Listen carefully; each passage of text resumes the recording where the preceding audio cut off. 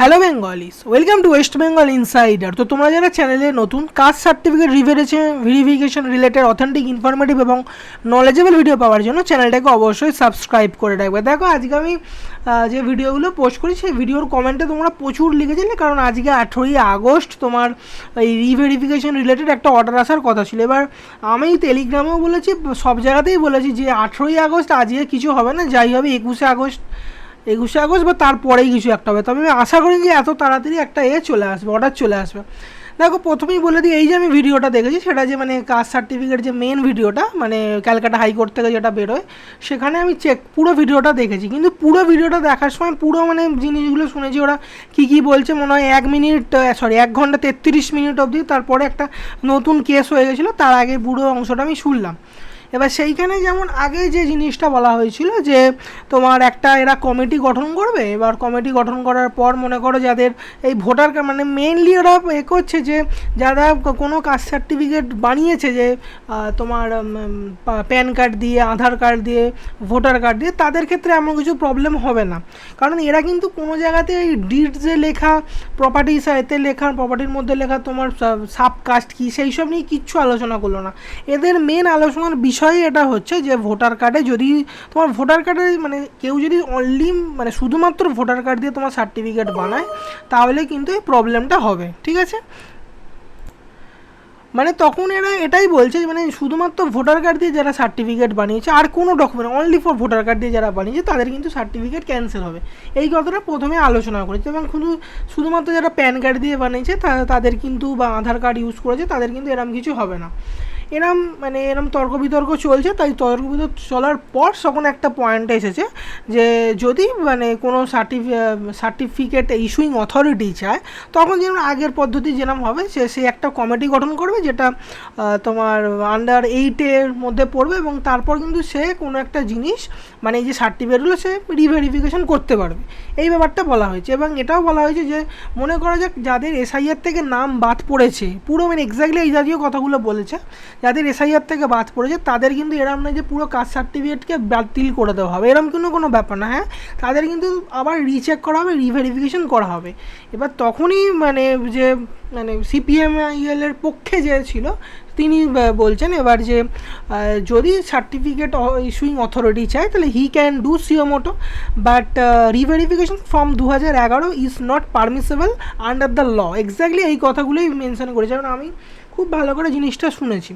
তবে তোমাকে একটা কথা বলি যে এই যে স্টের অর্ডারের যে বিভিন্ন রকমের নিউজ আসছে, সেটা কিন্তু প্রথমে আমি ভেবেছিলাম ফেক। কারণ একটা জিনিস দেখো, এই যে ভিডিওটা তোমরা যারা দেখেছো তোমরা হয়তো শুনেছো যে এখানে কিন্তু কোনো জায়গাতে এই স্টে অর্ডারটা মানে এই এক্স্যাক্টলি স্টে অর্ডার যে লাগিয়ে দিয়েছে সেখানে কিন্তু কোনো কিছু মেনশন করেনি। সুতরাং আমি এই জন্যই ভিডিও বানাচ্ছিলাম না, কারণ আমি নিজে শিওর না হয় ভিডিও কোনো দিন বানাবো না। এবার তোমরাও অনেকে লিখেছো, আমি নিজে দেখলাম, দেখার পর আমি একটা জিনিস তোমার দেখলাম। যেমন মনে করো তুমি যদি ক্যালকাটা হাইকোর্টের এইখানটায় যাও, সেখানে তুমি এই যে কস লিস্টে যাবে, সেখানে অ্যাপিলেট সাইডে যাবে, তারপর এখানে কেস স্ট্যাটাস দেবে, ফাইলিং নাম্বার দেবে।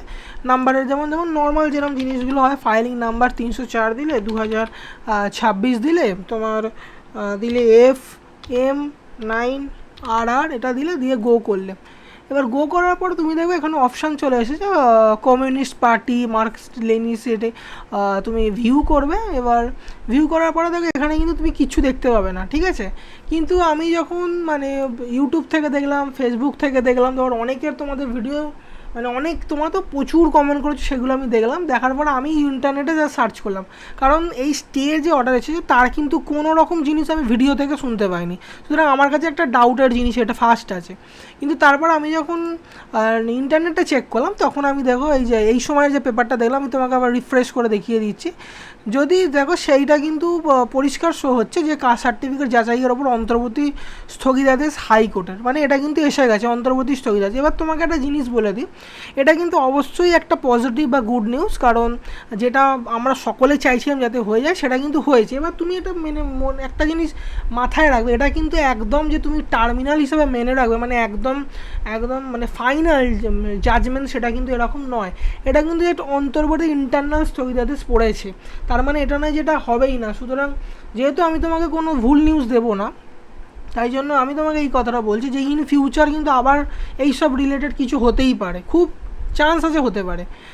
কিন্তু এখানে আপাতত যেটা হয়েছে দেখো, আমাদের মানে যে আমরা ইউটিউবে যে ভিডিওটা এসেছে সেই ইউটিউবে ভিডিওটা কিন্তু কিছু এইসব মেনশন করা নেই, কিন্তু যেহেতু এই সমস্ত যারা নিউজ চ্যানেল তাদের মানে তারা ইজিলি এই সমস্ত নিউজগুলো পেয়ে যায়, কারণ তাদের তো মিডিয়া তো ওখানে বসেই থাকবে, ওদের কাছে অনেক ইজিলি নিউজগুলো চলে আসে। সুতরাং যেহেতু তোমার এই সময় একটা মানে কি বলবো, এই সময় একটা মানে ঠিকঠাক নিউজ চ্যানেল, তাই জন্য এটাকে আমরা বিশ্বাস করি। তবে যেহেতু এই 12টার সময় এটা নিউজটা বেরিয়েছে, তাই জন্য কিন্তু এখন মানে আপাতত তুমি ভেবে রাখো এই বিকেল 5টার আগে ছাড়া কোনো নিউজ তুমি পাবে না যে একদম 100% কী হলো।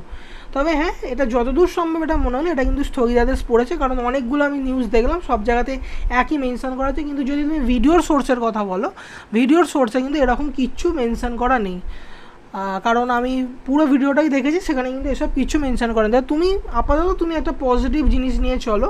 তবে ইন ফিউচার এর কিন্তু আরও মানে গভর্নমেন্ট থেকে একটা আরও তোমার নোটিশ আসবে, নোটিফিকেশান আসবে, সেটা কিন্তু তুমি জানতে পারবে। তবে আপাতত যে জিনিসটা নিয়ে এতদিন ধরে হচ্ছিলো সেই জিনিসটার ক্ষেত্রে কিন্তু একটা পজিটিভ সাইন এসেছে, সেটা কিন্তু ভেবে চলতে পারো। আর আপাতত তোমাদের যে কাউন্সিলিং যেখানে চলছে সেটা কিন্তু নর্মাল ওয়েতে চলবে, যেটা আমি আগে থেকেও তোমাদের বলে আসছি যে তোমাদের এই বিষয়গুলো নিয়ে অত চিন্তা করার বিষয় নেই। তোমাদের যেমন SC ST OBC সার্টিফিকেট যাই আছে, তোমরা যেরকম ভেরিফিকেশন করছো সেরকম করো। দেখো এবার SC ST যারা আছে তাদের আপাতত এরকম প্রবলেমটা হচ্ছে না, প্রবলেম হচ্ছে যাদের OBC NCL আছে তাদের নিয়ে NCL দিচ্ছে না। তবে আজকের যে কোর্ট অর্ডার এসেছে তারপরে কিন্তু তুমি ভেবে রাখো তোমার NCL পাওয়া অনেক ইজি হয়ে যাবে। এবং তোমরা যেখানে ভেরিফিকেশন যাচ্ছ, SC STদের কথা আমি বলছি, তুমি যেমন নর্মাল ভেরিফিকেশন করছো সেরকম করো, তোমাকে রিভেরিফিকেশন নিয়ে আর মাথা বেশি ঘামাতে হবে না। তবে ইন ফিউচার কিন্তু অবশ্যই এটা মনে রাখো, এগুলো কিন্তু সব প্রভিশনাল, এগুলো কিন্তু একদমই তুমি 100% ভেবে রেখো না 100% একদম স্টপ হয়ে গেছে। এটা কিন্তু ভাবা, আমি তোমাকে সবসময় পজিটিভ নিউজ দিয়ে আজ অবধি দিয়ে গেছি, তাও কিন্তু আমি বলবো সবসময় কোনো জিনিসকে নিউজে এসে যাওয়া মানে সেটাকে 100% ভেবে নেবে সেরকম কিন্তু কোনো বিষয় নয়। তুমি এখন ওয়েট করো 5টা অবধি, মানে আজ বিকেল 5টা অবধি ওয়েট করো। এখন নেক্সট 1 উইক দেখো কী হচ্ছে বিষয়টা, তোমার NCL পাচ্ছ কি পাচ্ছ না এইসব বিষয়গুলোর উপর দেখো, তারপর কিন্তু তুমি 100% শিওর হতে পারবে হ্যাঁ ব্যাপারটা স্থগিতাদেশ পড়েছে। তবে এখন আপাতত আজ বেশ আনন্দ করো, কারণ যে প্রবলেমটা হচ্ছিলো সেই প্রবলেমটা অনেকটাই একটা পজিটিভ নিউজ। আর আমি তোমার যে চিফ জাস্টিস ছিল তারও আমি কথাটা শুনলাম, সেও কিন্তু এই রিভেরিফিকেশান যাতে না হয় তারও পক্ষে, কারণ অনেকগুলো সরকারের যে মানে অনেকগুলো যে কনস্টিটিউশনের যে ল আছে সেগুলো কিন্তু কখনোই বলছে না যে একটা স্টেট পুরো ডিক্টেটরশিপ করতে পারে, পুরো 2011 থেকে 2025 সালের মধ্যে সবাইকে মানে কাস্ট সার্টিফিকেট যে রিভেরিফিকেশন করাতে পারে সেটা কিন্তু তারা বলছে না। তবে একটা জিনিস কিন্তু যেটা আমি তোমাকে অনেকবার মানে প্রতিটা ভিডিও আমি যে জিনিসটা মেনশন করি, যদি কেউ কমপ্লেন করে তাহলে কিন্তু যে সার্টিফিকেট ইস্যুইং অথরিটি আছে বা SDO আছে বা BDO আছে যাই আছে না, SDO BDO আছে, তারা কিন্তু চাইলে কমপ্লেন যদি হয় তখন কিন্তু তারা পুরো চেক করবে।